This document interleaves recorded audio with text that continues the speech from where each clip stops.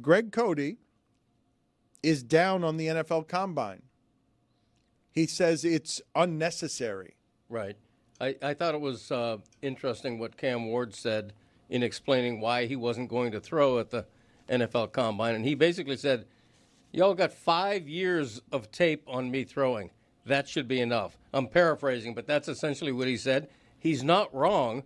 I think it's a couple of weeks of content for the media. I don't think fans particularly care to see whether somebody ran a 4.37 or a You can't say that. 4.4. I don't think you can say that. I believe they've turned this into an event like they turn everything into an event. You may say this, and old media may say it.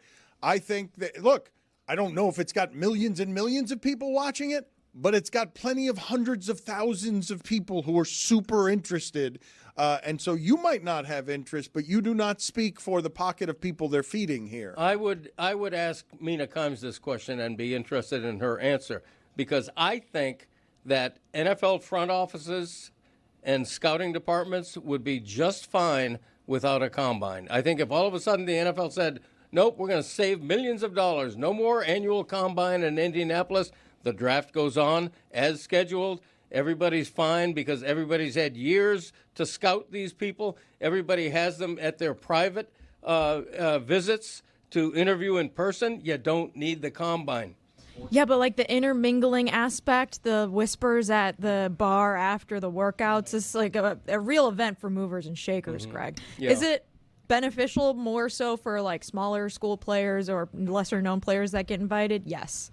Do the top names need to throw? No, they don't really need to do that. That's kind of been the case for a while now. Yeah, but the smaller school players are known, right? I mean, nobody, the Division III player is going to be drafted if he's good enough.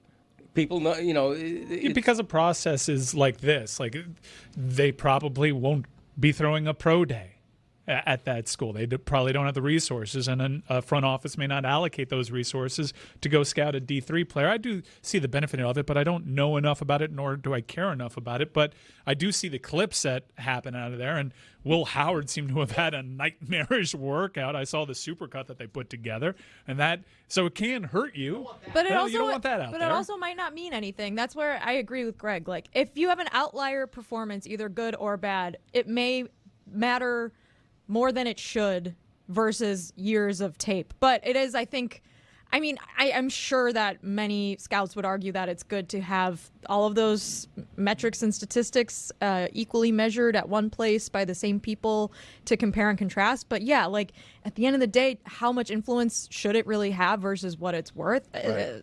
Probably depends. Jalen Milroe's hands grew. Yeah. Thank you, Combine. Imagine you're a scout for one of the NFL teams, and before the combine, you're like, guys, I'm telling you, Will Howard's the guy. I'm telling you, he's the one. No one's talking about it. He's the one. Then he performs like that. And now you get him as a UDFA. You have to go back to that meeting and be like, I'm telling you guys. Do you think that guy today is like, all right, I was wrong? Or he's like, I'm telling you, it was just a bad day. He had a migraine. And so you think his entire draft stock flips because of a bad I don't know. combine I mean, performance? like I just said, I think it's definitely if someone was fighting for Will Howard, they now have to go to that meeting today and be like, do I really go to the mat again right, for this guy? am I going to lose my job over my take on Will Howard? You're Okay, asking the important questions. But then they show the tape of Will Howard in an actual game against an actual good opponent kicking ass. That's why I think if you're What that counts scout, more? you got to just stay strong. You can't let one combine ruin it. You know what? I'm a Will Howard guy. Well, the thing, though, that I have seen happening that is amazing to watch football as a content factory. And they've created another weekend for people to get together and make some television out of it and have some parties at St. Elmo's and turn it into a bit of an annual event.